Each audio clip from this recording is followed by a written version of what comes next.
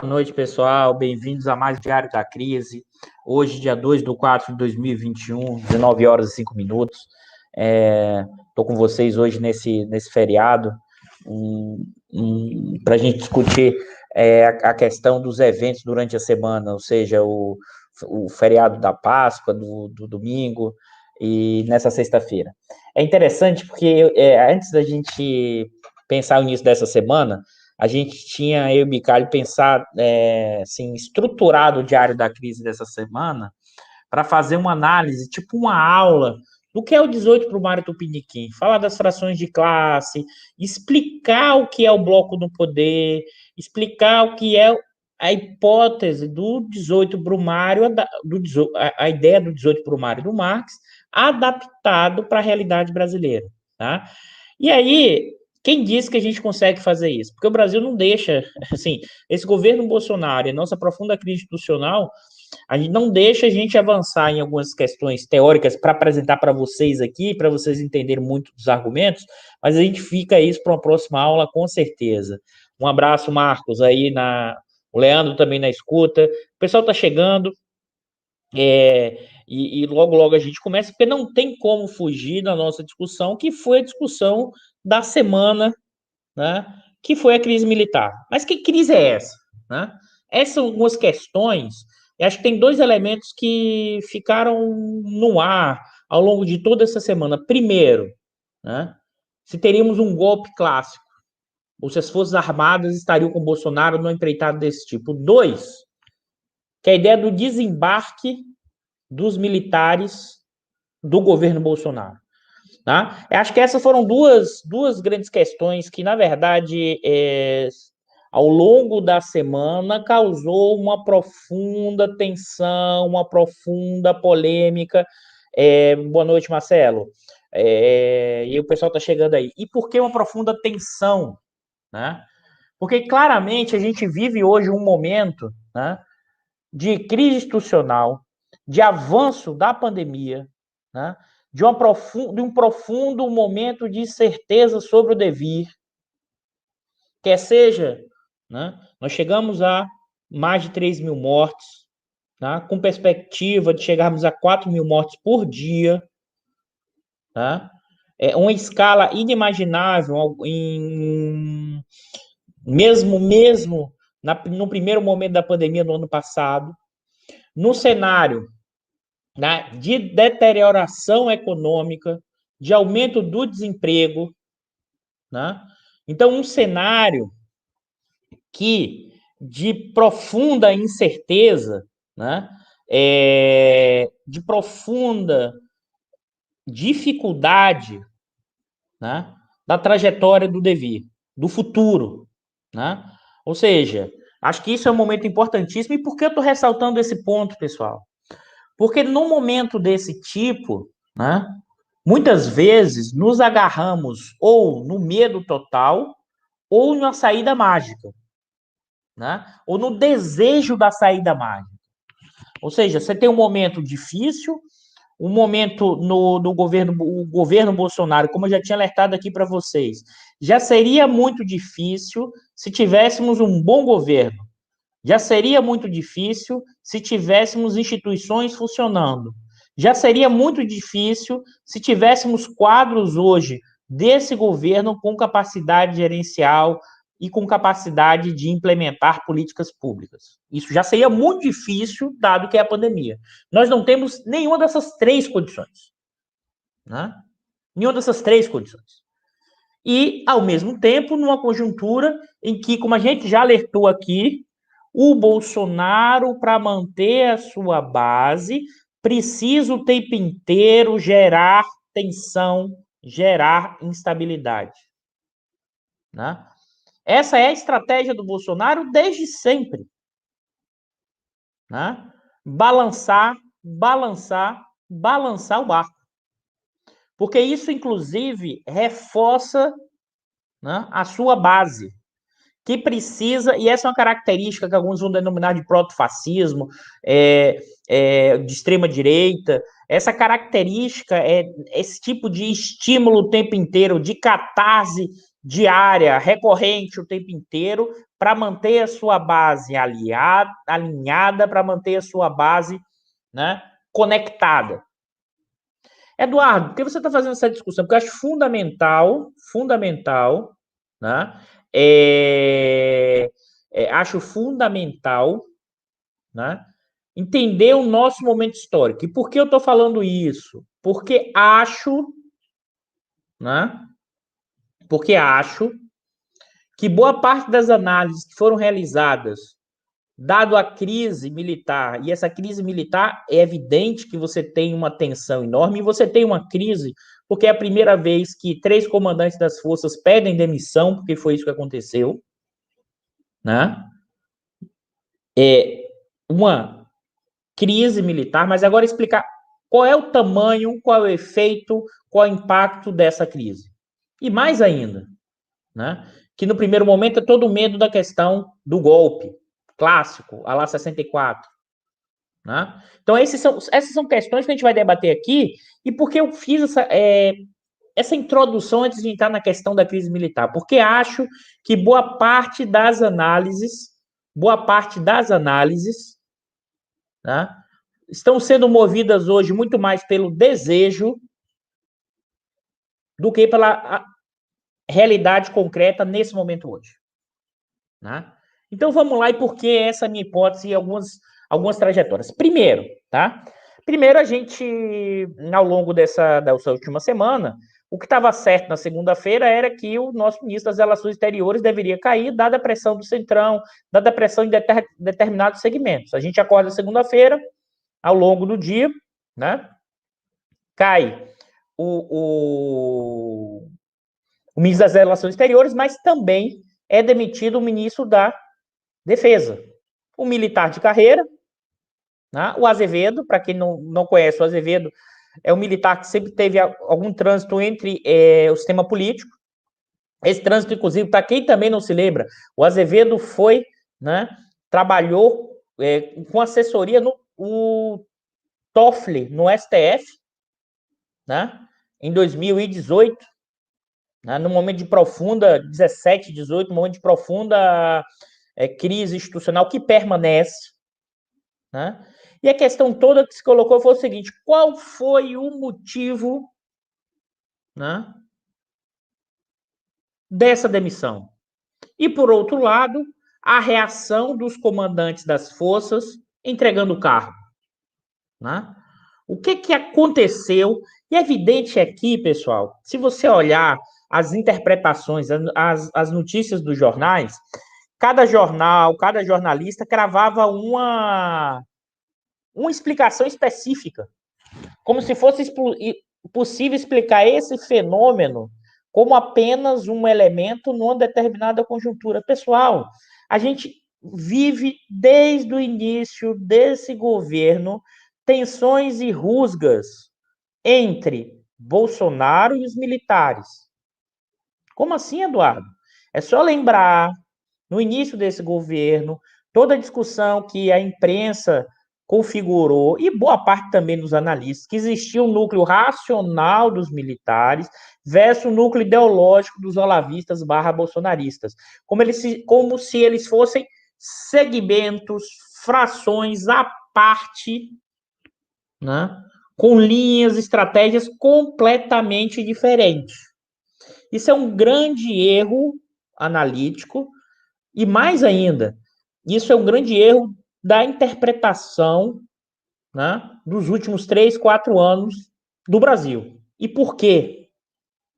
Pessoal, é evidente que a vitória eleitoral do Bolsonaro é marcada por um conjunto de elementos, como eu já alertei aqui em outros diários da crise. O Bolsonaro é o resultado de uma tempestade perfeita.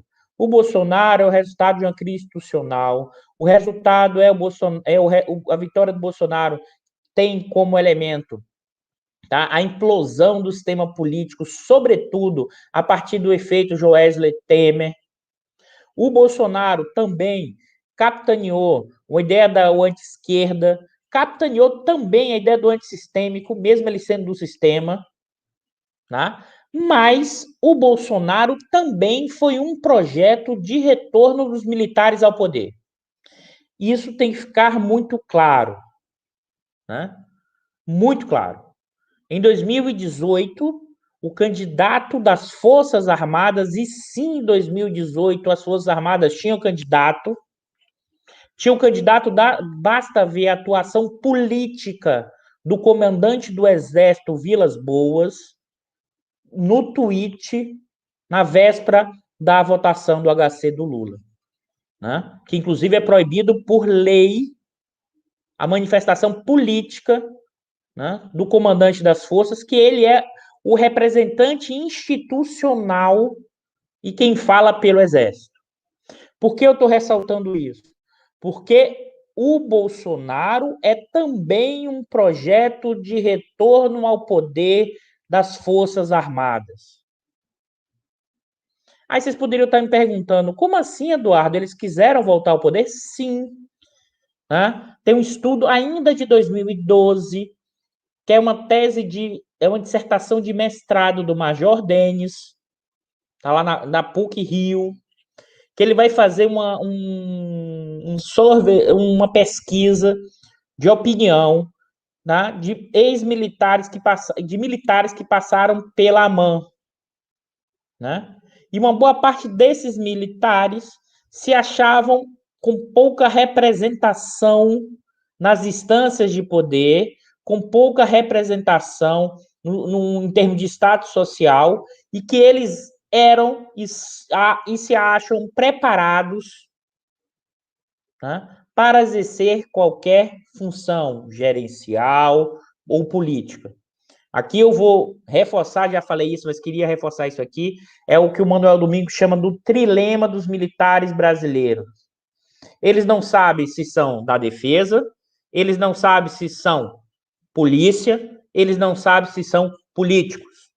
E como diz ele, não dá para fazer as três coisas ao mesmo tempo. Ou seja, eles fazem as três coisas de forma equivocada.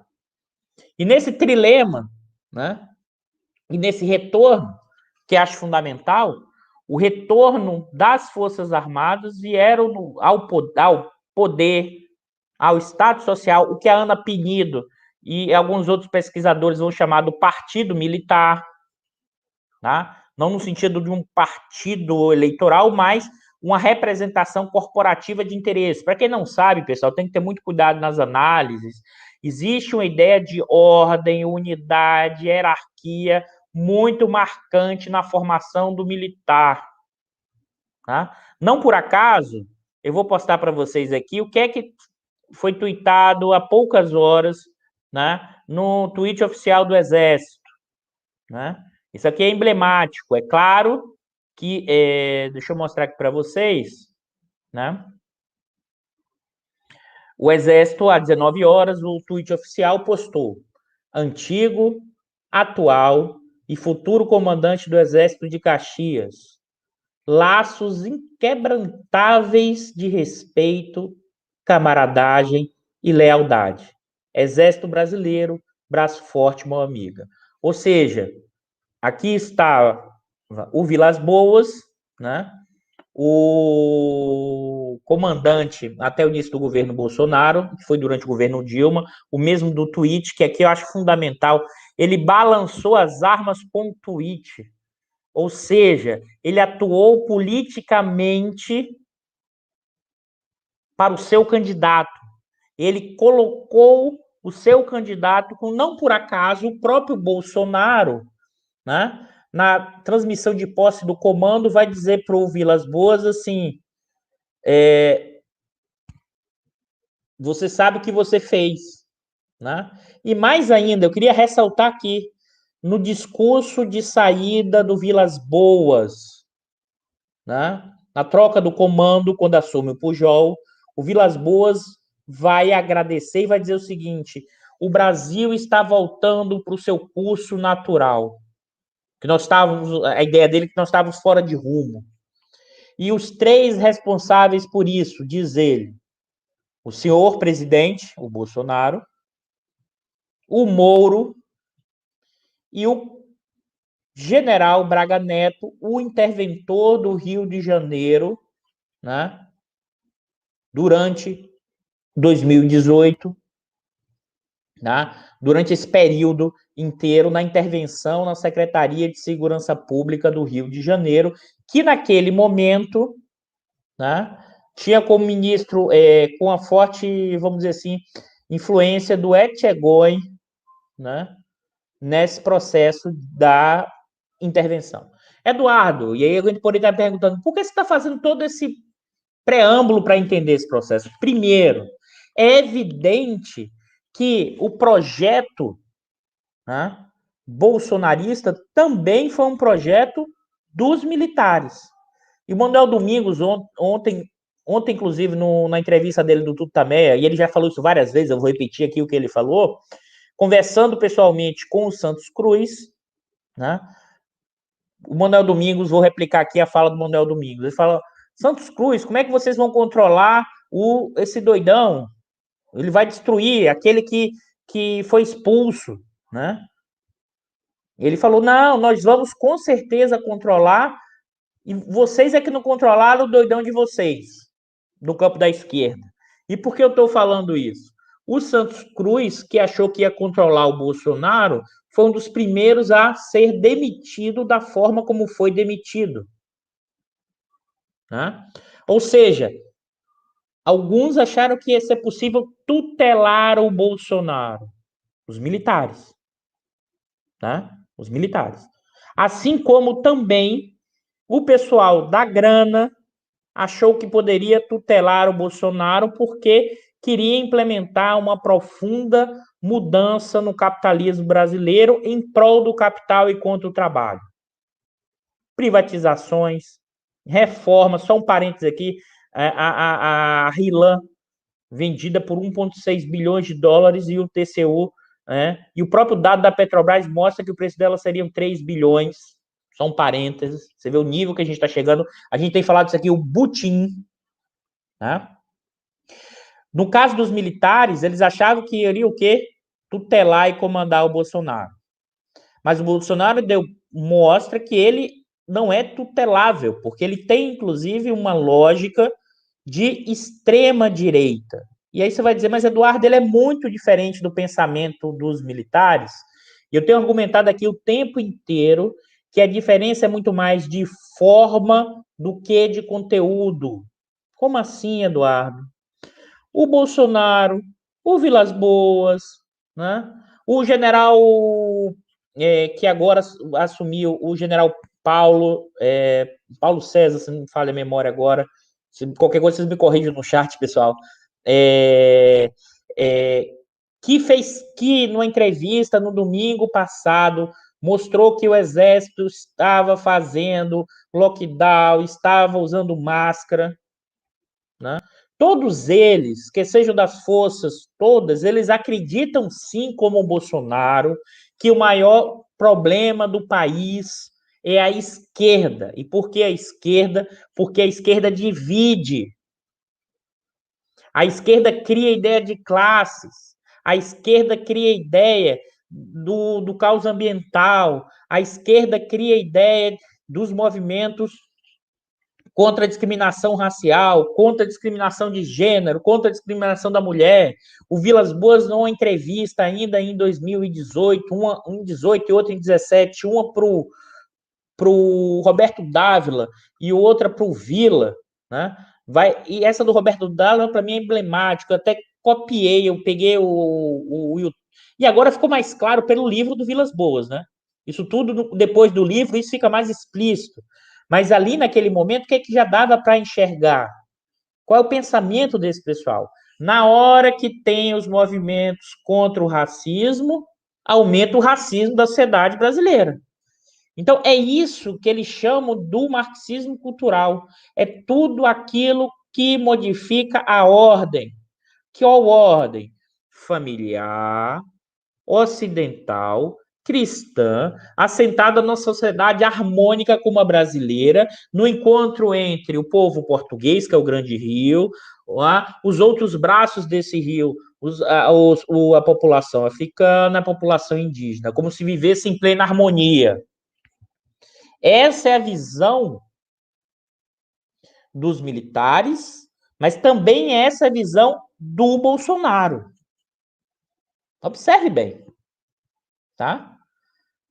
E nesse sentido, o que a gente vê hoje do pensamento enquanto doutrina, sim, né?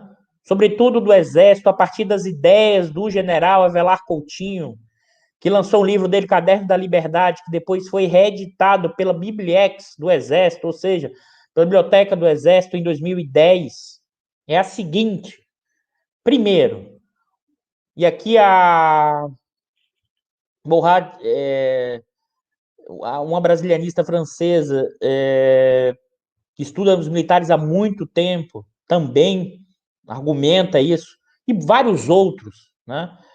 Pesquisadores, aqui o João Roberto Martins, em que organiza, que vai mostrar, inclusive, que a questão do anti-esquerdismo, elemento central do pensamento militar brasileiro desde a intentona comunista, que é chamado intentona de forma pejorativa. Você reatualizou, tá, o perigo da esquerda com uma lógica do marxismo cultural. Junto, e aqui é importante, com a influência da extrema-direita norte-americana, que essa extrema-direita norte-americana que vai ganhar impulso no início dos anos 80, com a chegada do Reagan ao poder, porque o governo Reagan é liberal, mas altamente conservador nos costumes, né? O Reagan vai se catapultar para virar presidente num combate moralista contra as manifestações, né, universitárias, se não me falha a memória, em Berkeley, ou no seu estado dele na Califórnia. Ele vai ser a representação, a questão econômica liberal e a coisa dos costumes altamente conservador. Ali tem os chamados paleoconserves, que é um braço dessa extrema-direita. Ali tem os movimentos religiosos. Ali o Pat Buchanan. Ali tem os movimentos militares. Ali tem o William Boone, que inclusive era professor em Chicago, né? E o livro dele, A Decadência dos Estados Unidos, né? Associado, vai virar best-seller, que está associado ao quê? Como os valores que não da cultura norte-americana estaria destruindo a sociedade norte-americana. E eu estou falando isso por quê? Porque o pensamento militar hoje está preso, em termos doutrinários, por uma lógica de reatualização do perigo da esquerda, de uma lógica da extrema-direita desses valores, dessa extrema-direita com influência paleoconserve, que inclusive atribui a ideia de que marxismo cultural é igual a politicamente correto. Cuidado, que o debate sobre politicamente correto é muito mais amplo. No debate da filosofia, o Zizek faz esse debate, inclusive, de uma forma no campo da esquerda crítica ao politicamente correto, mas, assim, no campo militar, no campo do pensamento da extrema-direita, e mais especificamente no campo do paleoconserve, que tem um dos seus representantes, William Lind, né, vai associar diretamente ao quê? Politicamente correto é igual a marxismo cultural, tá? E esse marxismo cultural é porque agora os marxistas, como não conseguiram fazer a revolução pela questão econômica e da propriedade, a partir do Gramsci, depois da Escola de Frankfurt, estão criando um senso comum modificado, né? Um senso comum modificado, para que as pessoas nem percebam essa mudança, né? E elas estariam virando comunistas. E virando como? Porque elas estão quebrando os valores, né, da estrutura brasileira, da família, da sociedade judaico-cristã. Né? Acho que esse é um ponto fundamental para a gente entender, e isso, uma parte enorme dos militares brasileiros, inclusive de alta patente, pensa parecido com o Bolsonaro. Mesmo os que hoje estão criticando o Bolsonaro como Santos Cruz. Né? Como Santos Cruz. Né? Como os vários outros militares, que alguns deles fazem a crítica, mas é uma crítica que está muito mais associada à forma do que a conteúdo. O próprio Vilas Boas vai chamar o Olavo de Carvalho de um trotskista de direita. Ou seja, associando a ideia de que é preciso planejamento, porque eles querem sim uma mudança na estrutura da sociedade brasileira, diferente dos militares durante o período autoritário, né? O período autoritário da ditadura, né? Militar empresarial pós 64, né? Os militares inclusive estimulavam a universidade, estimulavam o conhecimento técnico, estimulava a construção de dados, a pós-graduação. Hoje os militares acham que a universidade é balbúrdia. Né? Alguém comentou aqui, é isso, o Santos Cruz diz que o Bolsonaro é um comunista de direita. Né? É essa a visão, mas observe, porque a forma é igual, a forma é diferente, mas o conteúdo é igual. E é por isso que quando você junta o marxismo cultural, você junta a esquerda tradicional, a grande imprensa, porque distorce os valores familiares, os valores os padrões desse processo, né? O Bill Gates, né? O Lula, né? Os movimentos LGBT, os movimentos antirracistas, os movimentos ambientalistas, todos eles fazem parte do que? Do movimento chamado MCI, do Movimento Comunista Internacional. Alguém poderia estar se perguntando assim, pelo amor de Deus, Eduardo, a galera acredita nisso? Acredita, pessoal. A nossa questão fundamental, há loucura no método. E eles vão se mover a partir do que eles acreditam. Aí você vai dizer, Eduardo, mas é só isso? É evidente que não. Né? É evidente que não, por quê? Porque o retorno desses militares ao poder significou mais benesses, né? mais recursos para as forças, para os seus projetos, do submarino, das corvetas, mais recursos, né? Mesmo no momento de teto dos gastos. Você aumentou, né, as dotações orçamentárias para as forças. Né? Mais do que isso, os militares o quê? Não tiveram previdência diferente. Mais ainda, são mais de aproximadamente 6 mil militares da reserva e da ativa no governo federal. No governo federal, tá, pessoal? No governo federal. Né? Ao mesmo tempo, isso é difícil ter a quantidade, mas sem dúvida nenhuma, isso alguns conhecidos meus já comentaram, a quantidade de militares da reserva que abriram empresas, né, e estão funcionando como lobistas de compras governamentais. Né? Ou seja, um conjunto enorme. E mais, é importante lembrar, além desses elementos, tem o Estado social, né, pessoal? Os militares voltaram a ir nos jantares com a grande burguesia brasileira, com os banqueiros. Basta ver como, por exemplo, o nosso vice-presidente fica muito feliz aí, quando vai na Globo News, fica empolgado. Né? Observe que você voltou em termos de Estado social. E por que eu estou falando isso, pessoal, que eu acho fundamental? Primeiro ponto da discussão, né? Os militares irão desembarcar do governo Bolsonaro, né? Dessa relação, desse casamento. A minha hipótese e os dados do que eu penso sobre isso é que não. O que você teve foi uma grande DR. Mas por que uma grande DR, Eduardo? Porque essa união entre o Bolsonaro e os militares, no projeto de retorno dos militares ao poder, ele começa, na verdade, de forma muito desconfiada sempre, e mais ainda, ele começou por uma forte conveniência. Conveniência. Por quê? Os militares, naquele momento, perceberam que o Bolsonaro era o que tinha capacidade de voto para ganhar a eleição e eles retornaram ao poder. Mesmo sendo o Bolsonaro aquele que foi, né? Que teve todos os problemas, né? Que foi, vamos dizer assim, sofreu o processo da justiça militar, né? Porque foi acusado da possibilidade de fazer subversão, né? Nos quartéis.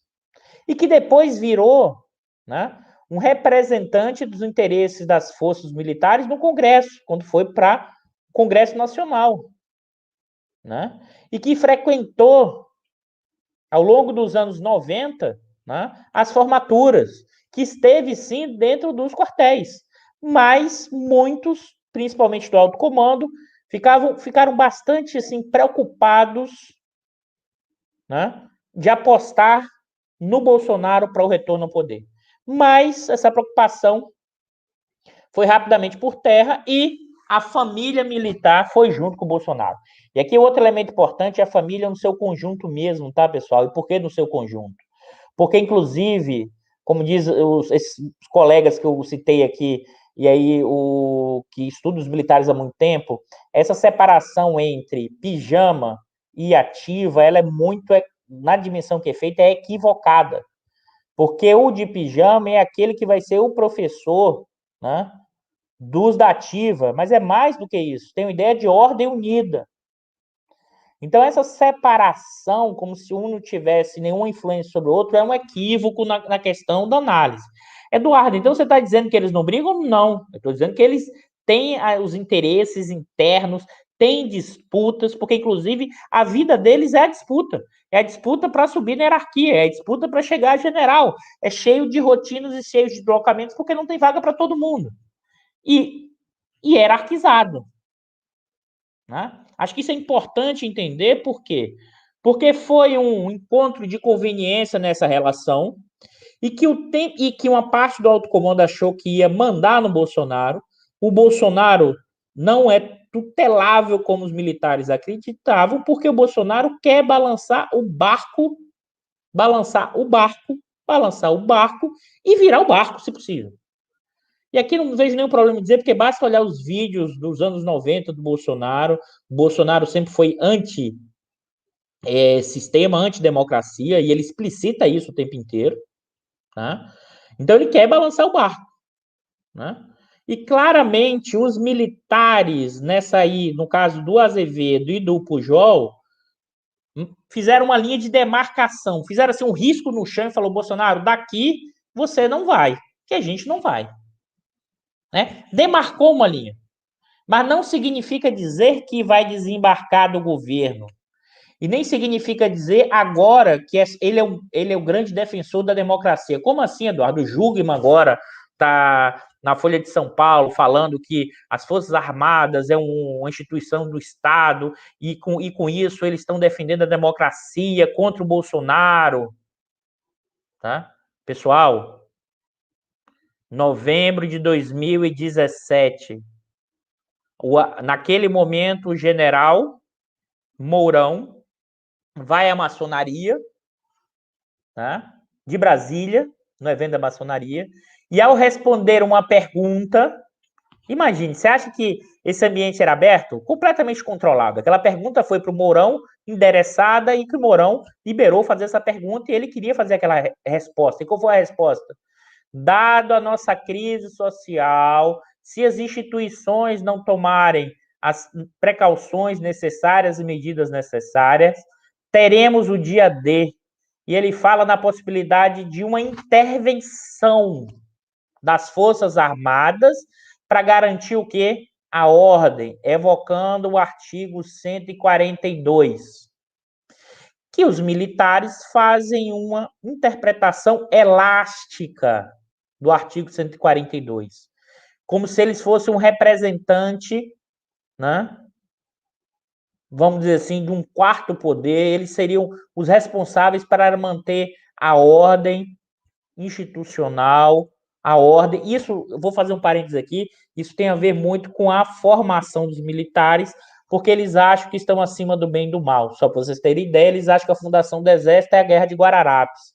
A Guerra de Guararapes é a guerra de expulsão dos holandeses em Pernambuco, e eles consideram ali a fundação do Exército. É tão assim Que imagine, você está no período colonial e o exército vem primeiro, inclusive, do que a própria nação brasileira. E eles se acham, né, no sentido de os responsáveis por tutelar o Brasil. Tutelar em que sentido? Porque eles são os capazes.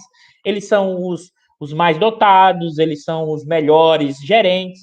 É evidente que ao longo do século XX, os militares tiveram um papel importante na questão da ciência, da tecnologia, da engenharia, como ressalta muito bem Manuel Domingos e vários outros pesquisadores desse campo. Mas é evidente também, que eu queria ressaltar aqui, que eles se enxergam como, né, acima do bem e do mal, e qualquer problema maior da nação eu apareço como o quê? Como responsável para tutelar. E não tenho dúvida nenhuma, né, que eles entraram nesse projeto do Bolsonaro e acharam que o problema do país eram três, os principais problemas do país. E eles seriam capazes de resolver. Para eles, né, isso muito sobre a influência do lavajatismo, do que a gente viu desde 2015, enquanto a visão de mundo que se impregnou, sobretudo na classe média alta brasileira, que o problema do país seria fruto especificamente da corrupção. Resolvendo a corrupção, reduzindo o papel do Estado, resolver os problemas do país. Então, eles acreditavam que, voltando ao poder, bastaria o quê? Controlar a corrupção, né? Primeiro ponto. Segundo ponto, tirar a esquerda, que ela distorce os valores da unidade. E terceiro ponto, o quê? Teria um problema gerencial o Estado brasileiro. E eles se achavam realmente gerentes capazes de tocar a máquina pública, mesmo sem ter nenhuma experiência ou pouca experiência em atividade do executivo. Por que eu estou falando isso, pessoal? Tá? Porque basta ver, desses 6 mil nos quadros hoje do executivo, o exemplo principal da ótima gestão, supostamente, é o Pazuello. Um general da ativa que assume o ministério, que assumiu o Ministério da Saúde, né? E gerou um completo caos na saúde. Né? E o Pazuello, como ele mesmo diz, né, seguindo as ordens do presidente. Isso, evidentemente, que vai desmoralizando a instituição, o alto comando das forças vão ficando preocupados, as instituições vão perdendo credibilidade. Tá? Aí você vai dizer, Bolsonaro, pô, aí você tá pegando mal para mim ficar do seu lado, Bolsonaro. Né? Aí, do outro lado, o Bolsonaro vai lá e faz o quê? Não, assume mais um cargo aqui, vai para a FUNAI, vai para tal área, vai para tal área. Ou seja, é uma relação de conveniência e que muitos aqui alertaram dizendo, olha, as Forças Armadas estão defendendo a democracia. Pera lá, pessoal. O que foi a fala do Mourão? E o Vilas Boas, 2 dias depois dessa fala do Mourão, em novembro de 2017, vai ao programa do Bial da Globo e diz o seguinte, quando o Bial pergunta sobre o dia D que o Mourão disse, naquele momento se era intervenção, ele disse, não, o Vilas Boas disse, o Mourão é um bom soldado. O que ele quis dizer, o dia D, é a eleição. É esse mesmo comandante que vai tuitar. Esse mesmo comandante, que é o Vilas Boas, que vai dizer que as três pessoas que mudaram o curso da sociedade brasileira é o Bolsonaro, o Moro e o Braga Neto. E que Braga Neto é esse? É esse que vai assumir o Ministério da Defesa do Bolsonaro. Tá? Então, o desembarque não irá acontecer por essas forças armadas. Por quê? Porque o custo é muito alto, principalmente para as forças. Eu vou dizer, por que, Eduardo? Os caras podem botar o Mourão, que é um militar. Pessoal, o processo primeiro não é tão simples assim, porque você terá que iniciar um processo de impeachment. Impeachment. O processo de impeachment significa, por exemplo, paralisar tudo que está acontecendo no Congresso. Privatizações, mudanças, o pessoal do andar de cima reclama. Aquela cartinha lá do pessoal da grana não falou impeachment, não falou de tirar o Bolsonaro. ficou, na verdade, tentando controlar e tutelar o Bolsonaro pelas instituições, porque eles querem o que está em curso do botim, da desestruturação do Estado brasileiro, permaneça. Das vendas de refinaria pela metade do preço. Da privatização da Eletrobras por um preço mais baixo. Né? Pela venda de carteiras do Banco do Brasil, né? A preço muito baixo. Né? Ou seja, né?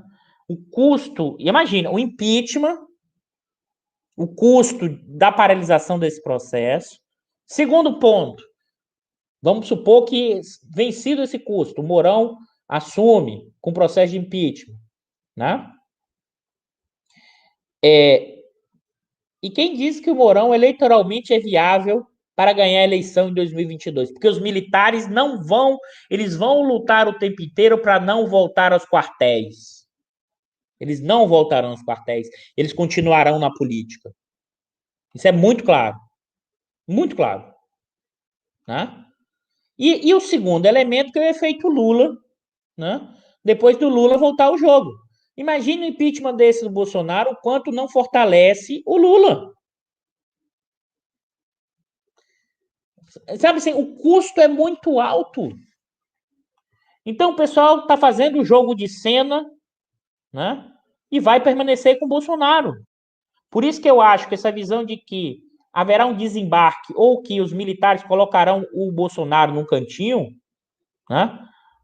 Isso a gente poderia ter essa ilusão lá no início do governo, lá em 19, tá? Não colocará. E aí eu estou falando no sentido político, né?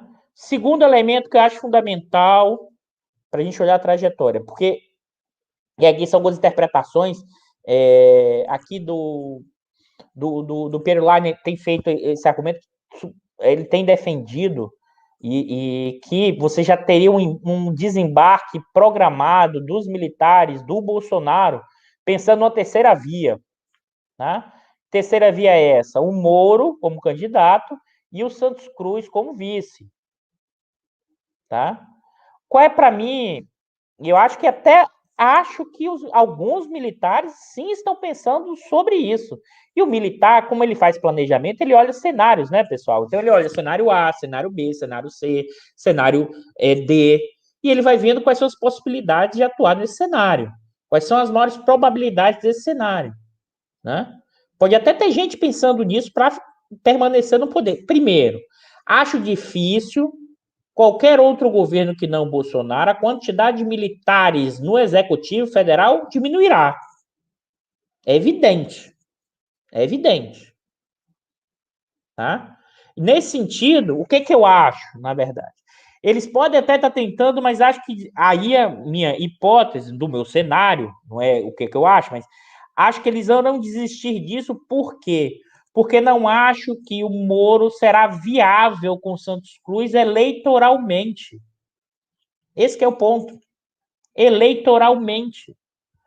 É evidente que a grande burguesia brasileira, os meios de comunicação, tá, estão tentando construir um candidato de centro que não seja nem que saia ou de ser, no caso, saia dessa, vamos dizer assim, desses polos opostos entre Bolsonaro e o Lula. Mas aqui tem uma dificuldade de entender isso, pessoal.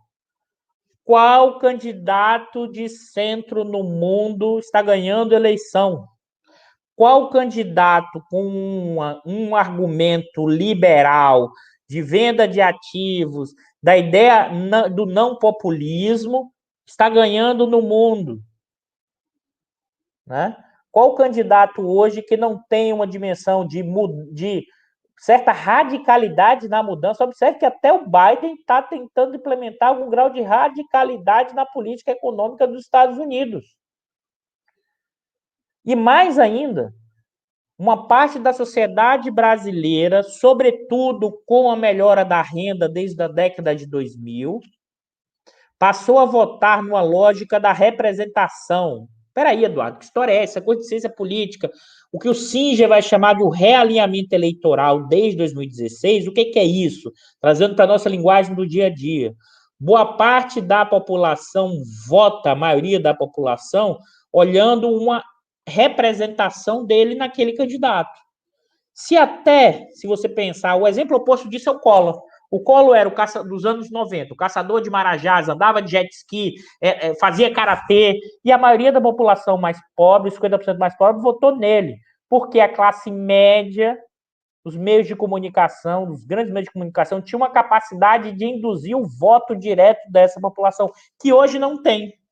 Essa população quer se sentir representada, com todas as suas questões, seu problema, que vai do Lula ao Bolsonaro. As pessoas não entenderam isso aí. Né? Tem um professor amigo meu que conta que um aluno dele, falando que mora aqui numa comunidade do Rio de Janeiro, uma parte da comunidade enorme ia votar no Bolsonaro e não no Haddad. E ele explicando por quê.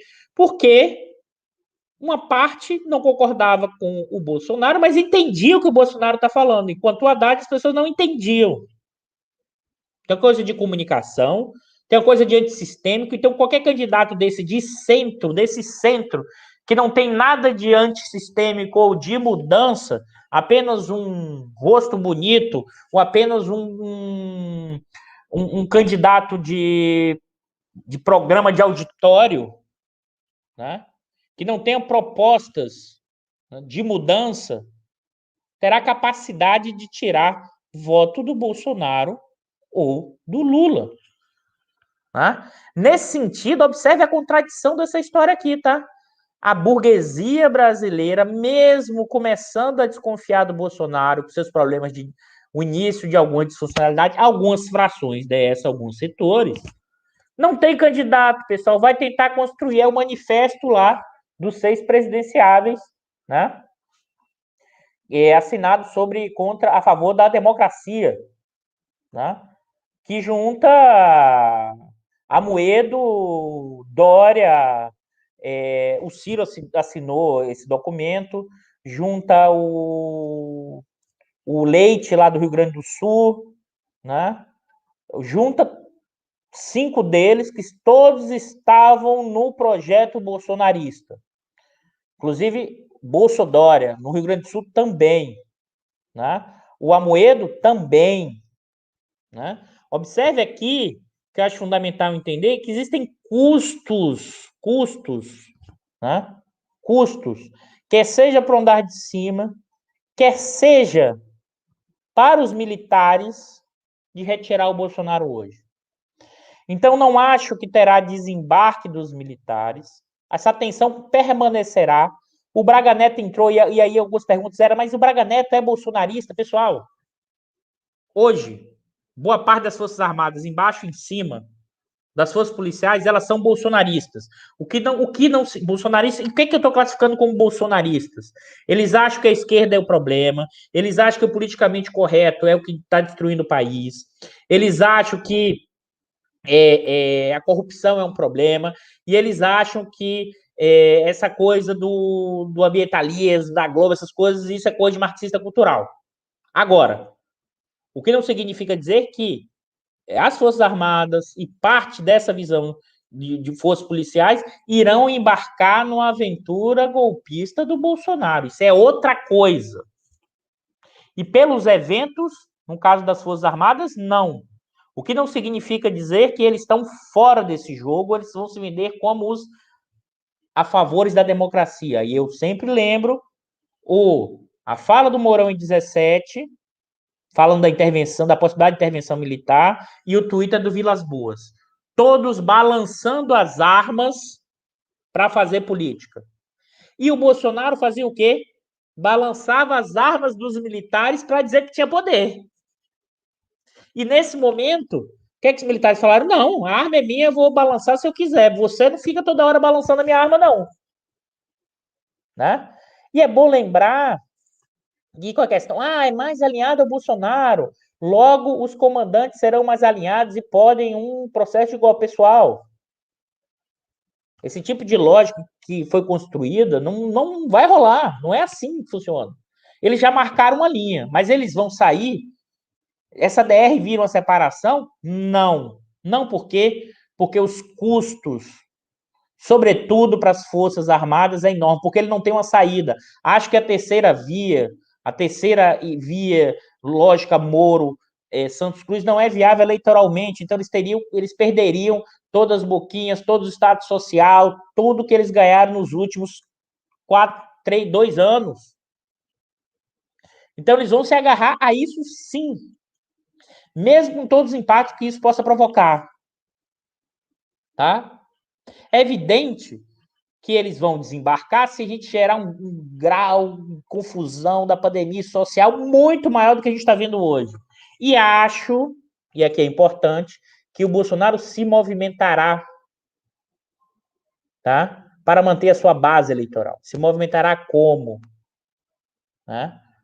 Por exemplo, se ele perder popularidade, ele pode ampliar o auxílio emergencial que vai voltar agora. Tá? Isso sim. Observe que e isso sim tem efeito eleitoral. A gente está falando no pior momento da pandemia, sem auxílio emergencial, e o Bolsonaro tem 30% de ótimo e bom, pessoal. É evidente que o péssimo aumentou, mas 30% de ótimo e bom cria grandes chances de que ele vá para um segundo turno. Pessoal, e olha que 2022 é muito longe, é muito longe, é muito longe. Mas o Bolsonaro não está fora do jogo, e o que significa dizer os militares não estão fora do jogo. Porque os militares precisam do Bolsonaro para permanecer com esse status social, com esse poder e com 6 mil militares no executivo. E mais todo o entorno que isso representa. E mais toda a quantidade de recursos. Por outro lado, ele demarcou o seguinte: pô, Bolsonaro, eu vou dar golpe? Para quê? Se eu estou no poder? Se eu já tuitei. O Vilas Boas levou de volta os militares ao poder com tweet, pessoal. Não botou tanque, com tweet. É evidente que aqui é o grande problema e a grande questão. Como os militares tinham no plano ideológico uma coisa do marxismo cultural, achando que se eles voltassem ao poder, eles seriam bons gerentes, eles acabariam a corrupção, se tornariam os bons gerentes e o país voltaria a crescer, né? Ou seja, inclusive privatizando, né? Porque esses militares não têm essa lógica desenvolvimentista, estatista. Isso é quem fala isso hoje, os militares hoje, não tem nada disso. Basta ver o Mourão falando, dizendo inclusive que a China cresceu porque a China privatizou. O Elias Jabbour vai morrer do coração ouvindo. Ele deve ter um infarto ouvindo essa fala do Mourão, dizendo que a China só cresceu porque privatizou. O pior é que tem liberal que fala isso, sabe, cara? E Elias também. Olha que já teve liberal escrevendo coluna dizendo que a China só tem crescimento econômico porque ela se tornou mais liberal. Olha que é economista neoclássico conhecido, mas eu não vou citar nome não, procure para você ver. Né? Observe. Tá? Mais do que isso, o projeto hoje de poder do Bolsonaro com os militares se encontram e de permanência. Tá? E essa permanência para os militares hoje significa mais uma vitória eleitoral. Se puder desembarcar, desembarca, que eu acho que não vai ser possível, pelos custos e pelos riscos. Né? O que implica dizer que permanecerá com Bolsonaro. E essa permanência, né, tende, inclusive, aquilo que o Hector Sampierre já tem alertado há muito tempo, um dos primeiros a usar esse termo, né, que é um pesquisador nessa discussão de defesa, que o Bolsonaro para os militares brasileiros podem representar o que foi a Guerra das Malvinas para os militares argentinos. Tá? O que é importante ter claro é que a pandemia explicitou essas tensões e esses problemas, acelerou o problema. Queria acontecer. Acho que esse é o elemento fundamental. Tá? Que, nesse sentido, né? E que, nesse sentido, acho fundamental ter claro que eles não têm um projeto orgânico para o país. Né? Não tem um projeto orgânico para o país. O que significa dizer que essa embarcada no Bolsonaro para voltar ao poder é marcada por enormes riscos, por enormes inconsistências de longo prazo. Mas eles vão se agarrar no curto prazo para manter o quê? Para manter as suas benesses e vão justificar isso ideologicamente nas suas mentes e corações, dizendo que estão salvando o país dos esquerdistas e dos marxistas culturais, mantendo a ordem e a estabilidade. O problema é que, como você não tem um projeto que gere crescimento econômico, emprego e renda, além de todos os problemas associados à pandemia, né, você não tem capacidade e consistência de manter isso minimamente por muito tempo, a não ser pela força. Né? Acho que esse é o ponto fundamental entender. Mas, Eduardo, você está dizendo que essa força virá no período curto? Não.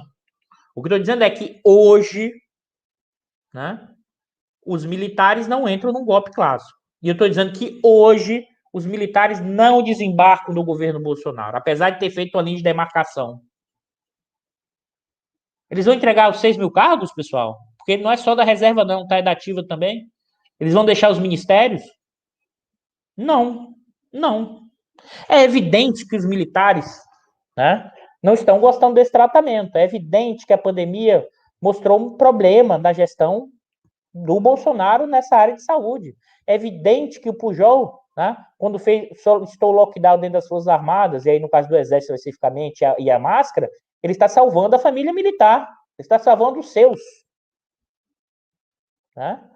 E nesse sentido, é que eu queria reforçar, né, a ideia do não desembarque. Tá? Um não desembarque. E aqui eu queria reforçar que essa lógica, tá?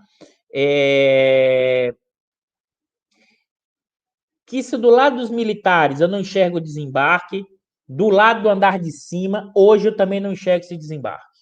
Apesar da carta que a gente, no último Diário da Crise, Bicard, chamamos de a carta hipócrita. Ou seja, uma carta feita por economistas, o pessoal do dinheiro, que não tem nada de economia. Era vacina, eu quero também, vacina, máscara, coordenação e liderança. Qualquer epidemiologista poderia escrever essa carta. Mas você não tem nenhuma proposição para deixar as pessoas em casa. É o quê? É voltar ao auxílio de 600? Você viu alguém liberal falando isso? Não tem. Você viu alguém do mercado falando isso? Da Faria Lima? Não tem. A ideia é, ainda, essa altura do campeonato, militares e o andar de cima tentando tutelar o Bolsonaro. Tá? No meio da pandemia, no meio dessa quantidade de mortes, e aí concordando muito com Hector Sampierre, a chance é enorme dos militares brasileiros, com a empreitada, com um embarque no projeto junto com o Bolsonaro, sim, e ter o efeito equivalente às Malvinas. Eles estão acoplados. Mesmo que os militares digam assim, eu não faço parte do governo, mas eles estão acoplados. Você não tem como separar isso. Tá? Eles estão nesse projeto. E isso fica explícito o quê? Naquela foto que eu mostrei, o Vilas Boas, o Pujol, o Paulo César. Tem uma ordem unida. Né? Tem uma ordem unida. Né? E essa ordem unida está com o governo Bolsonaro. Para tudo que o Bolsonaro quiser, não. Porque o Bolsonaro é como diz o Santos Cruz, é um marxista de direita. É um comunista de direita, imagina. O Bolsonaro foi chamado de comunista. O Santos Cruz realmente conhece a sociologia como ninguém. Observe que ele não sai da linguagem do bolsonarismo, pessoal. Se ele chama o Bolsonaro de um comunista de direita, ele está usando o mesmo argumento quando o Bolsonaro diz que a Globo é comunista. Quando diz que os partidos de centro-esquerda são comunistas. Quando diz que a universidade é comunista. E tem balbúrdia. A linguagem, o conteúdo é muito parecido. As premissas de como eles... A visão de mundo, de como eles enxergam a realidade, eles são muito próximos. Isso tudo para dizer o quê? Que eu acho fundamental. Eduardo, então você está dizendo que não é para ter impeachment, você está dizendo que não vai ter nada disso. Estou dizendo que nesse caso, a briga é deles. Né? A embolação é deles. Eles criam a ideia, inclusive, que você está numa grande briga e confusão para permanecer como está. É evidente que, dado que a gente está vendo na pandemia, nessa crise sanitária, nessa crise econômica, nessa profunda crise social, né, os campos progressistas têm que ter como 3 eixos centrais de qualquer luta hoje para preservar minimamente o que nos resta de sociedade que está desmanchando profunda crise, que é vacina e lockdown, que é o primeiro eixo. O segundo eixo, que é auxílio emergencial, que permite com que de R$ 600, que permite que as pessoas fiquem em casa na perspectiva de lockdown. Porque não adianta eu dizer vacina e lockdown com uma cartinha lá dos ricos, sem dizer de como o pessoal vai ficar em casa, quem não tem dinheiro. Né? E o terceiro eixo, sem dúvida nenhuma, sim, o impeachment do Bolsonaro. Né? Esses 3 elementos são fundamentais para os campos progressistas do tamanho do desastre que vivemos hoje. E que os militares fazem parte desse processo, o andar de cima faz parte desse processo, e mesmo supostamente desarrependidos, ninguém fala em impeachment. Mesmo supostamente desarrependidos, ninguém fala, quer manter o quê? Quer manter a boiada passando, quer continuar com as reformas, quer aproveitar, e nesse sentido, o Bolsonaro, e ele sabe disso, o Bolsonaro não é bobo para isso, por isso que ele botou o Guedes, ele tem uma funcionalidade pessoal do andar de cima. E a burguesia, por exemplo, a galera está ganhando bem. E mesmo uma parte enorme da Faria Lima e desse pessoal dessa grande burguesia brasileira ganhou dinheiro no ano passado. Agora, a partir de janeiro, com a piora da pandemia, com os estímulos retirados, porque, pessoal, quando você dá o auxílio emergencial, significa demanda efetiva na veia, é gasto do governo, é o Gzinho. Significa ser dinheiro para a população come, compra e gira a máquina. No caso brasileiro, por causa da pandemia, fez com que a queda do PIB fosse muito menor. E você tirou todos os estímulos. E a pandemia cresceu. Então a economia vai afundar no primeiro trimestre. E o caos social vai aumentar. Né? Agora, acho que o Bolsonaro, e aí as pessoas fazem um tipo de avaliação, o Bolsonaro opera racionalmente o tempo inteiro olhando a base dele. Não é se é mais liberal, ou se é ultra neoliberal, ou se deixou de ser ultra neoliberal e virou neoliberal, ou se é intervencionista, desenvolvimentista. As pessoas que tentam achar uma lógica desse governo a partir disso, né, não tem consistência. Você não vai achar esse tipo de lógica de funcionamento, porque isso, inclusive, não é a forma como a extrema-direita pensa o mundo, pessoal. Você não vai entender os movimentos que esse pessoal faz, achando que a minha racionalidade vai convencer o outro de que a minha racionalidade é melhor do que a dele, e logo ele vai agir a partir da minha racionalidade. Pelo amor de Deus. Agora, como é que ele opera? Opera, e aqui é importante, os movimentos de extrema direita, tá? E que tem elementos protofascistas, eles não têm uma ligação tão direta e funcional com o pessoal da grana. Historicamente, a gente viu isso. Inclusive, alguns desses movimentos, inclusive, vamos dizer assim, chega ao poder trazendo esse pessoal e depois manda nesse pessoal. E por que eu estou nesse argumento histórico? Isso está lá no nazismo, no nazismo alemão, no fascismo italiano, que no primeiro momento parece liberal, o pessoal todo entra e depois o próprio Estado, e a partir dele, controla esse poder. Por que eu estou falando isso? Porque se o Bolsonaro tiver de escolher entre a Faria Lima, né, manter o teto, manter esse tipo de ajuste, e a base dele, e se ele perceber que a base dele, para aumentar, precisa do auxílio emergencial maior, ele o fará. Tá? Então, por isso, eu acho que a gente tem que... E aqui, uma frase que a professora Virginia Fontes, uma grande amiga, sempre comenta é o seguinte: como a gente tem que se acostumar a viver momentos de profunda instabilidade. Né? A gente não precisa naturalizar isso, porque isso é terrível. Mas a gente não pode achar que a cada momento você vai ter que dar uma corrida de 100 metros, um tiro curto. A gente tem que também se preparar para o quê? Para uma maratona. A trajetória é longa. E o problema tem 2 movimentos que eu acho fundamentais para pensar essa semana. O cuidado na análise sempre. Não deixar que os nossos desejos, né, ganhem uma dimensão na análise muito maior do que a realidade, do que o concreto. É evidente, pessoal, tá difícil. Pandemia, as pessoas morrendo, essa confusão inteira desse governo, sem capacidade de gestão, o ministro da Saúde como Pazuello, falta de oxigênio, ou seja, tá difícil, ninguém tá aguentando mais, mas daí derivar, né, que o governo está caindo, quais forças sociais estão se movimentando para o governo cair? Né? Nesse aspecto, eu sou materialista. Né? Quais forças sociais explicitaram o movimento brusco de retirada? Por enquanto, é DR, discutindo a relação. Só que, se você observar, desde o início do governo Bolsonaro, tanto o andar de cima quanto os militares da ativa discutem a relação com o governo Bolsonaro desde o seu primeiro mês. Continua igual. Né? Então, acho que esse é o elemento fundamental. E o outro elemento, tá? E que também é achar que o golpe já está acontecendo. É evidente que o Bolsonaro gostaria de um estado de sítio ou formas diferentes de aumento do seu poder. Né? Isso quem diz até são os filhos dele, dizendo acabou, agora nós vamos implementar finalmente a democracia do que eles acham do que é democracia.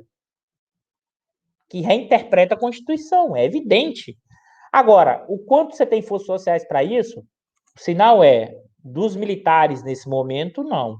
E muitos aventaram, forças policiais, por causa do caso da Bahia, a questão do PM. Pessoal, pelo que eu percebo, mesmo quem está aventando essas possibilidades, ninguém tem certeza do grau de engajamento. Eles vão dizer, Eduardo, militares e PM são engajados com o bolsonarismo? São.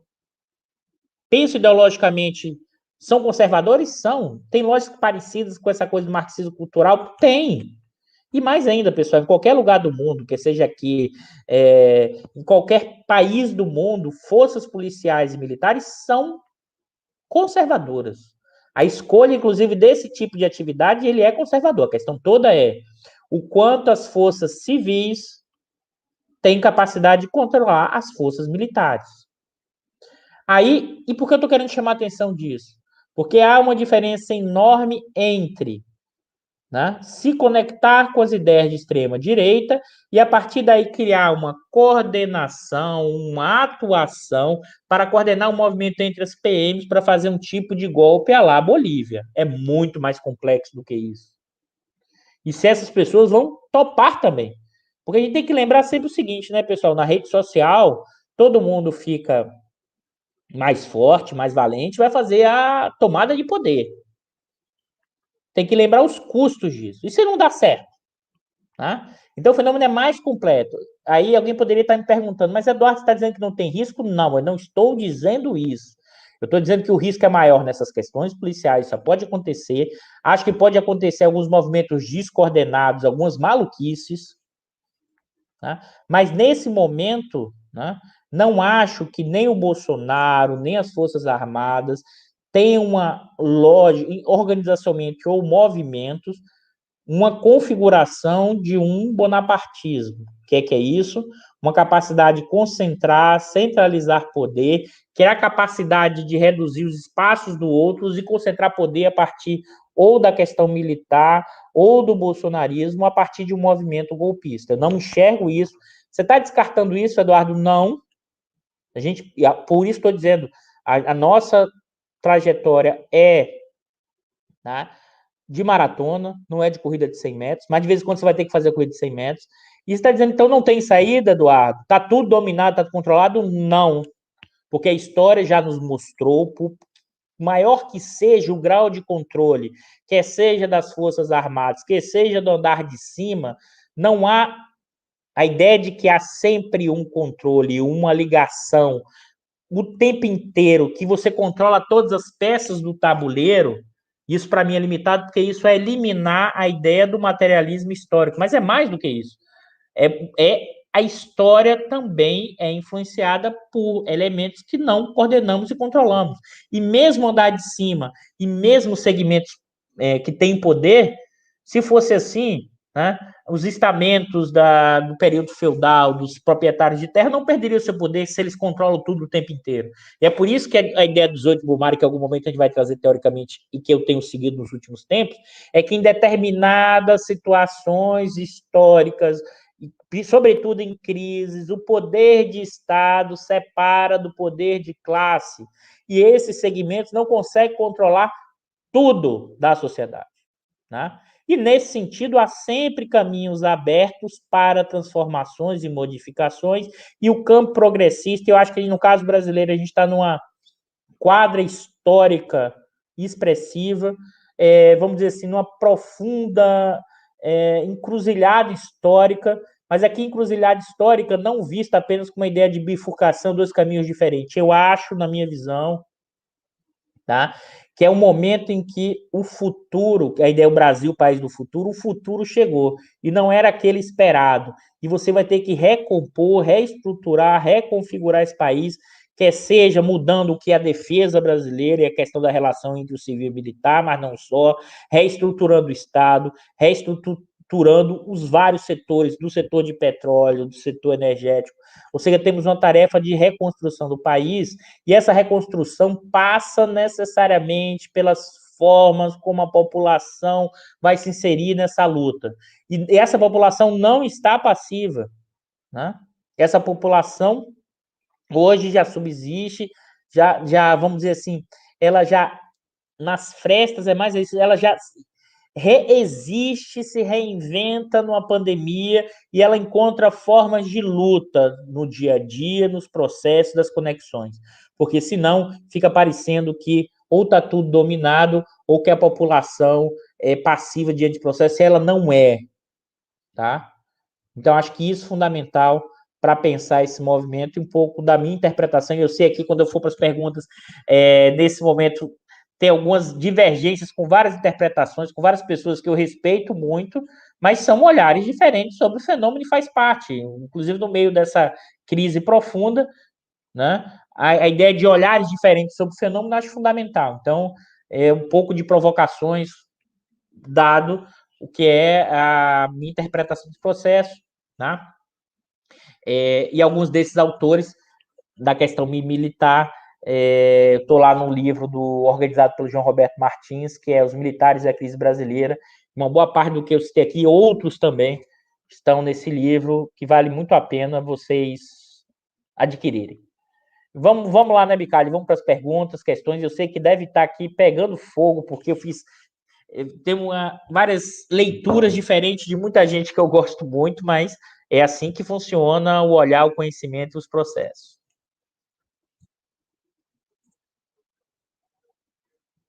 Deixa eu olhar aqui as perguntas.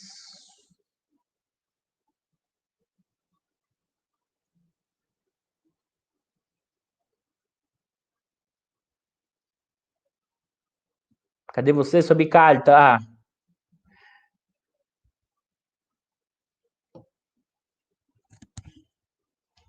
O Nilson Ricardo. A chance da base do Bolsonaro minguar, professor, a rejeição está bem alta, mas esses 30% de apoio tem se mostrado bem fanáticos. Vamos lá, Nilson. É evidente, assim, nós estamos em cenário de uma profunda incerteza, tá? Como eu falei, as instituições fragilizadas, no meio do botim, com muita dificuldade de enxergar o devir, e mais ainda, de reduzir as incertezas, tá? Agora, é evidente que a gente está assim, se a gente olha nesse momento, o Bolsonaro ter 30% é enorme. Claro que a base pode minguar? Pode, se o Bolsonaro se tornar cada vez mais disfuncional. Mas, assim, o perder a base significa um processo de impeachment na cena política, no partido militar, como diz a Ana Pinido? Né? Acho que não. A ver. Mas eu não enxergo a partir do cenário hoje. Né?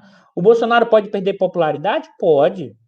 Mas acho que o Bolsonaro reagirá à perda de popularidade.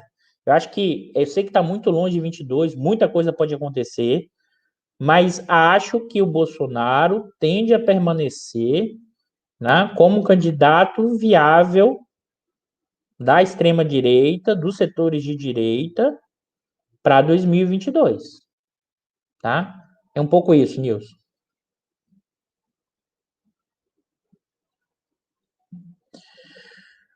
Luiz, seria possível a desintegração do tecido social brasileiro? Luiz Molossi. Olha, eu acho que se a gente volta uns 4, 5 anos atrás, falar em desintegração do tecido social, e mais ainda, desintegração do território, poderia, se a gente volta 5 anos atrás, se alguém falasse isso, falava interna do manicômio, tá? Interna do manicômio. Hoje, já dá para pensar com um cenário possível? Sim. Com probabilidade baixa? Acho. Mas passa a ser um cenário por quê?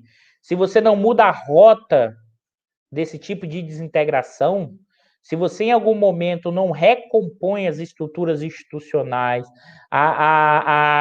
vamos dizer assim, a possibilidade de minimamente coordenar os processos, se você não sai desse curta prazismo em todas as dimensões, a tendência é que isso aumente as tensões dentro do bloco no poder, fora do bloco no poder, regionalmente, né? E isso tende, sim, se você não tiver nenhuma correção de rota, isso passa a ser um cenário cada vez mais provável, mas nesse momento ainda muito baixo. O Almir, vamos lá, Almir.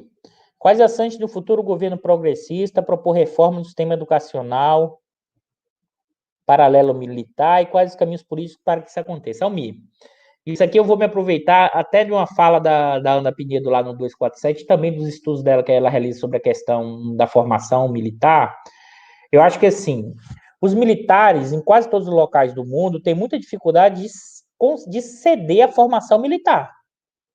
Eu acho que a questão é maior do que essa. A questão é como eu fortaleço o poder civil diante do poder militar.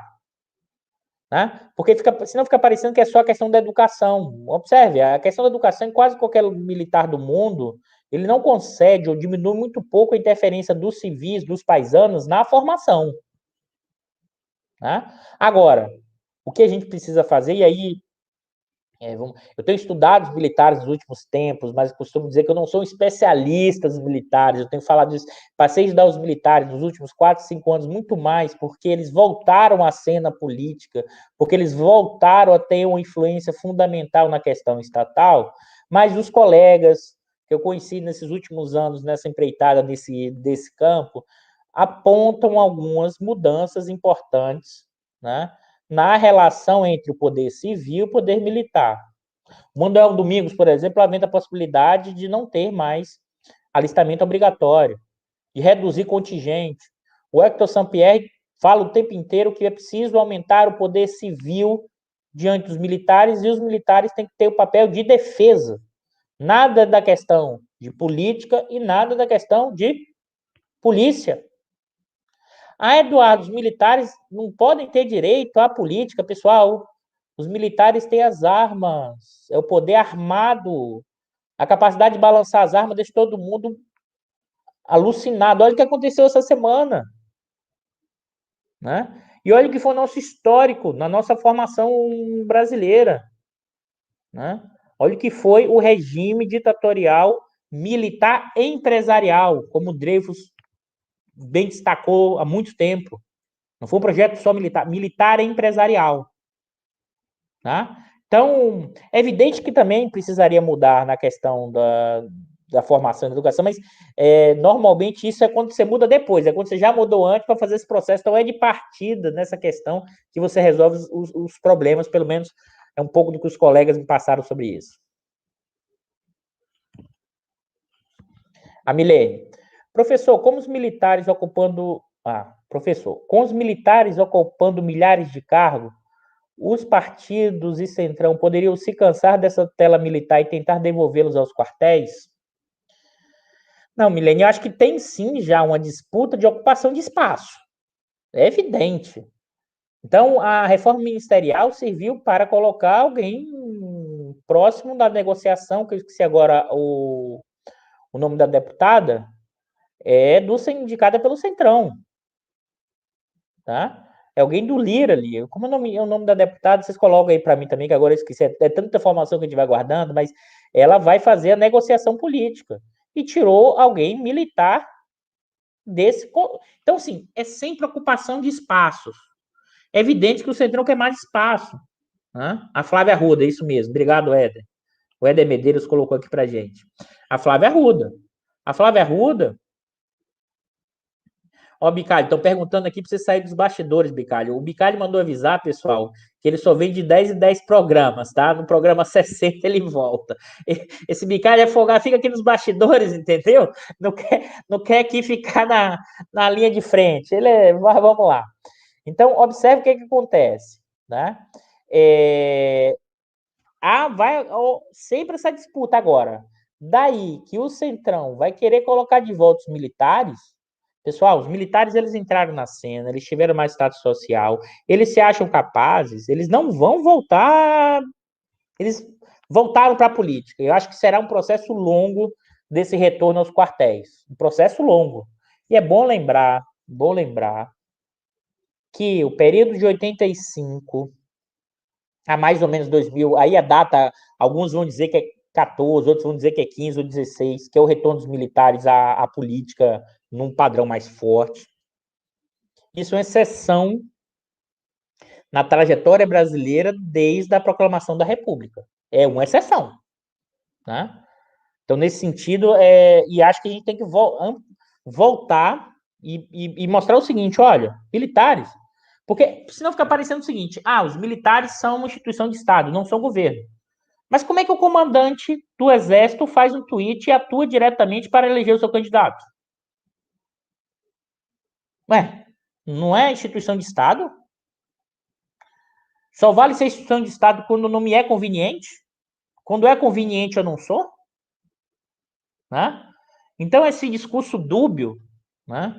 E nesse processo, separando que a instituição de governo e a instituição de Estado é utilizado muito mais como retórica. Porque, na verdade, é o seguinte: o político é só o outro. Eu não faço nunca política, apesar de eu estar querendo estar na política, estar no executivo. Como se fosse possível separar a política da gestão da permanência do Estado da estrutura. Claro que uma parte dos militares, eu até penso assim, porque eles adotam a lógica da tecnoburocracia, era um termo utilizado muito nos anos 70 e 80, e que a ideia da separação completa entre política e gerência. Observe que nem as teorias de administração, para quem não sabe, também sou graduado de administração, eliminam a lógica da política. A ideia dos stakeholders é como os atores, os segmentos dentro da empresa ou fora da empresa, né, influenciam e são influenciados pela gestão empresarial. Empresarial, pessoal, não estou falando nem estatal, tá? Você vê o quanto essa separação entre gestão e política é de um anacronismo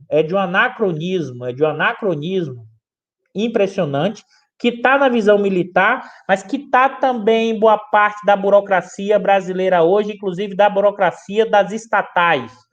Né?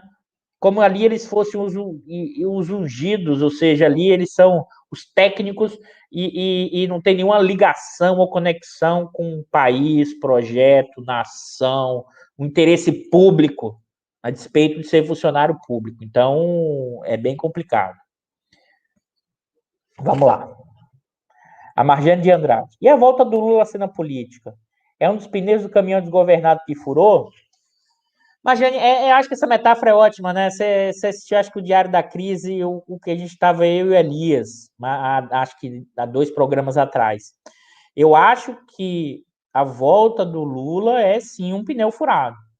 E por que acho que é um pneu furado? Porque, em certa medida, o efeito Lula novamente balança o jogo, né? Porque agora, inclusive, não dá para descartar como seria, sem a volta do Lula, o descarte do Bolsonaro seria mais fácil. Como é que você descarta agora o Bolsonaro com o Lula? E alguém vai dizer, não, mas o Lula pode voltar a ser elegível. Pessoal, com todos os problemas e todas as questões de dificuldade, não acho que politicamente, nesse momento, o STF, depois da Vaza Jato, que é política também, as decisões judiciárias são políticas, depois da Vaza Jato, depois de tudo que aconteceu, Você tornar de novo o Lula inelegível, tá? Isso aqui vai deixar aberto ainda a configuração ainda maior que não, a democracia já foi para o espaço e é zero. Você deixa ainda mais visível o tamanho desse processo. E não acho, tem que lembrar o seguinte: o que foi 18, o que foi Lava Jato. O efeito Vaza Jato, mas é mais também. O efeito do fundo de bilhões que o pessoal da Lava Jato queria ser gestor. O Moro ter ido para o governo Bolsonaro e depois saiu da forma que saiu. Claro que o Moro ainda tem alguma força política, mas a lógica para que você construa esse tipo hoje de impedimento eleitoral, em termos políticos, não é grande. Você tem que ter a coesão da burguesia inteira, você teria que ter a coesão dos militares, você teria que ter a coesão do STF, você teria coesão que isso não tem mais hoje, porque o próprio movimento da crise que a gente tem. A gente fala muito isso aqui. Pessoal, o que é crise institucional? É quando as instituições perdem a capacidade de coordenar os processos. E o Estado, numa ordem capitalista, é o elemento principal da coordenação dos capitalistas. O capitalista individual tem seus interesses, ele se junta, conversa com outro, mas o Estado é a mediação dessa forma importante de dominação. Quando isso está em crise, você também perde a capacidade de coordenar o próprio capitalismo. Ah, Eduardo, mas eles estão ganhando. Pessoal, eles estão ganhando porque ele tem mais força. Mas a lógica do Botim é não coordenação. Aquilo que o professor Berkovitch, a metáfora, fez muito bem no Diário da Crise que ele teve aqui, que é o seguinte: é diferente de uma empreitada colonial, né, da Companhia das Índias. Chega aqui, né, coordena o tráfico de escravos, né, vende escravos para os proprietários rurais de engenho, né, o empréstimo. Claro que vai gerar uma expropriação gigantesca mandada para o exterior, uma acumulação primitiva gigantesca. É completamente diferente se os piratas, né, desembarcam aqui e vão saqueando, porque você não tem coordenação nenhuma. Esse é o momento que a gente vive. É o momento, não é de uma Companhia das Índias saqueando riqueza para fora. É um momento em que coordenado. É o momento que você tem piratas saqueando o processo. Por isso, como eu falei aqui, você vende uma refinaria pela metade do preço. Sendo que o dado da metade do preço, a própria Petrobras calculou segundo o TCU. E olha que essa notícia, pessoal, está lá nas minhas redes sociais. Não foi o TV, não foi o 247, não foi o DCM, não foi o GGN que divulgou, foi quem? O Estadão. Aquele jornal ultra progressista, né? Que apoiou o golpe de 64, que sempre foi contra a criação da Petrobras lá na sua origem. Noticiou isso, metade do preço. Então, achar que está coordenado esse processo é assim, pelo menos a minha hipótese de trabalho há muito tempo é o contrário. É o 18 Bumar e Tupiniquim. Porque se tivesse tão coordenado até para os militares desembarcarem, ou até para o andar de cima desembarcar, eles já tinham feito, pessoal, porque o Bolsonaro perturba a vida deles.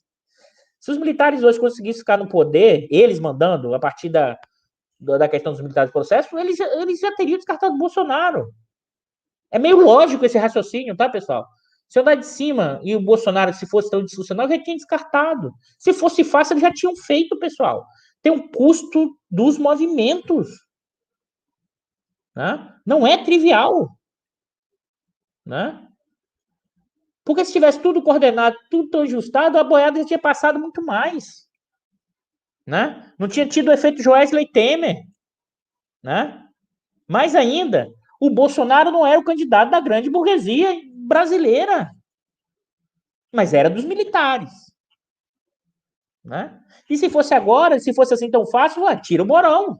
Tira o Bolsonaro e bota o Mourão. E seguimos. Primeiro, tem o outro lado. E aí o efeito Lula embola ainda mais o jogo para eles.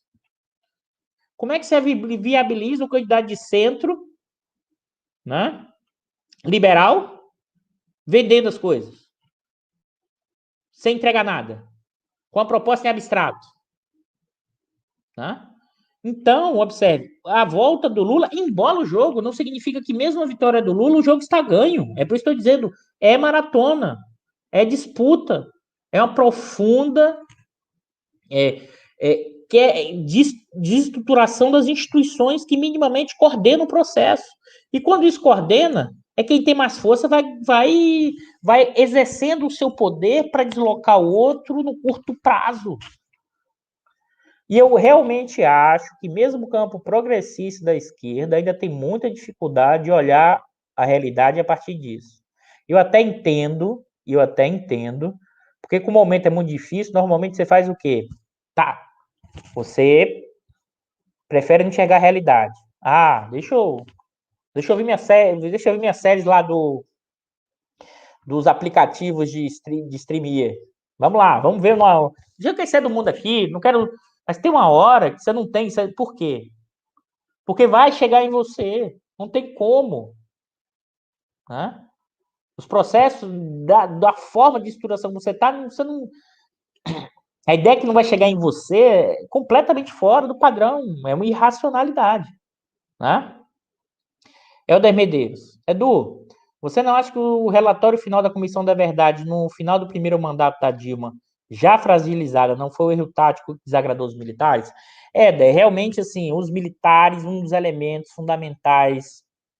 Aqui o Manuel Domingos sempre fala que ele é riso, que é também estudioso nesse campo, vai apontar como a questão da Comissão da Verdade como um dos elementos que mais deixou as Forças Armadas realmente em alerta, em prontidão, tá?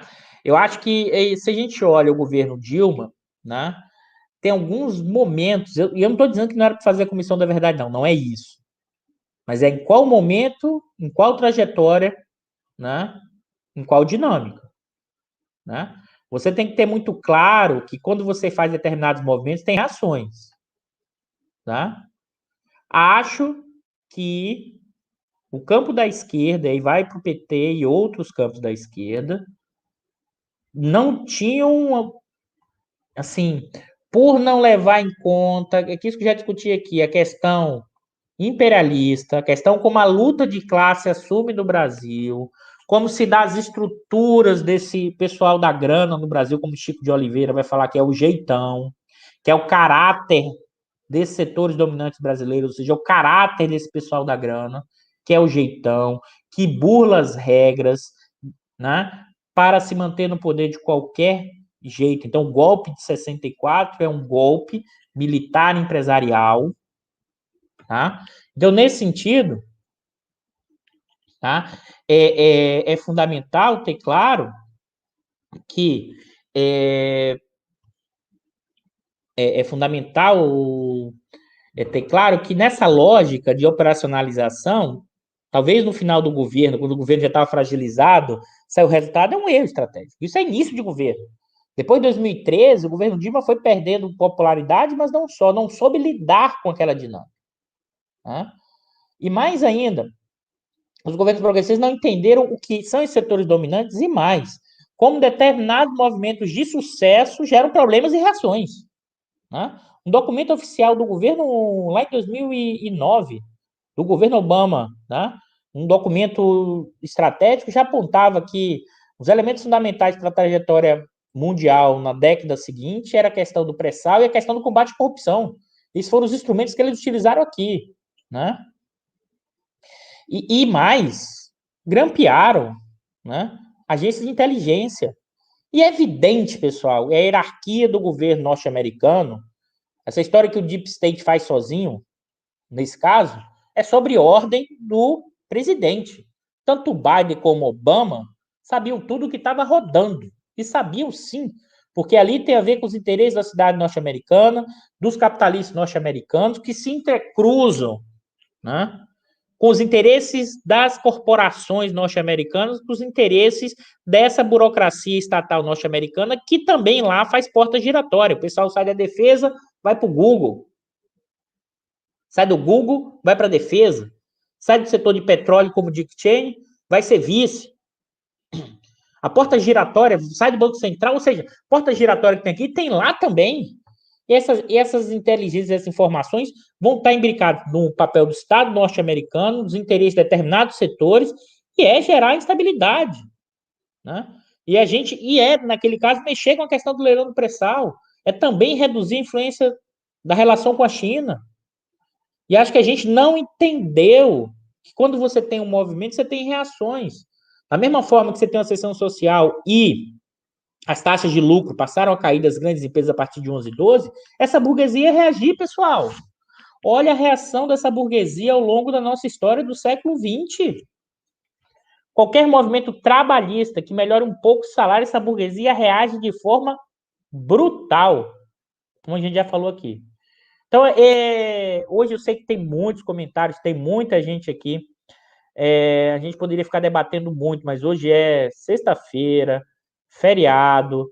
A gente já está 1h30 de live. Eu sei que muita gente aí queria continuar perguntando. Vai desculpando que não dá para realmente responder todo mundo, tá?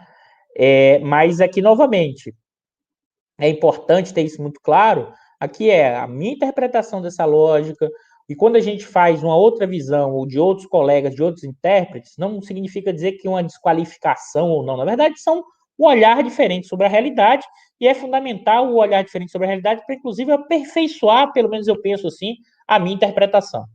Tá? Então é um pouco isso, pessoal. Boa noite, boa Páscoa, se cuidem, se protejam, usem máscara, passe álcool na mão, tentem ficar o máximo possível em casa, caso vocês possam ficar, e sigam nesse processo. Está difícil mesmo, está muito difícil para todo mundo, mas é a partir desses momentos difíceis e pensando numa trajetória mais para frente, que é nesse momento dessas grandes dificuldades que a gente pode reconstruir o país, reconfigurar essa nação, mas é uma nação que tem que ser reconstruída não apenas pelo nosso projeto desenvolvimentista clássico, que deixou de fora a população brasileira, e que essa população nunca teve, ou teve muito pouco direitos sociais, direitos civis, né? Isso tem que ser reconfigurado com urgência. É isso, pessoal. Boa noite a todos. Obrigado. E antes de terminar, marquem no sininho se vocês gostaram, tá? Isso é um programa do canal do Instituto de Economia da FRJ. Compartilhe o vídeo, mande pelo Zap, compartilhe nas suas redes, marque o sininho, se inscreva no canal, tá? Se inscreva, tem outros programas interessantíssimos. Então, por exemplo, Sistema Financeiro em Debate com o grande professor Norberto, tá? Tem o Conversa do Mundo Contemporâneo, que eu, Bicalho, o professor Baixa, o professor Prado, o professor Numa discutimos a contemporaneidade. Então é isso, pessoal. Agradeço a todos, bom final de semana, boa Páscoa e se cuidem, porque não está fácil. E seguimos resistindo e reexistindo e nas nossas trajetórias da busca de construir um país, uma nação que incorpore essa população que vive numa situação de extrema pobreza, ganhando muito pouco. Eu acho que essa é a luta fundamental para o país. E vacina, auxílio de 600 e impeachment do Bolsonaro. É isso, pessoal. Boa noite a todos.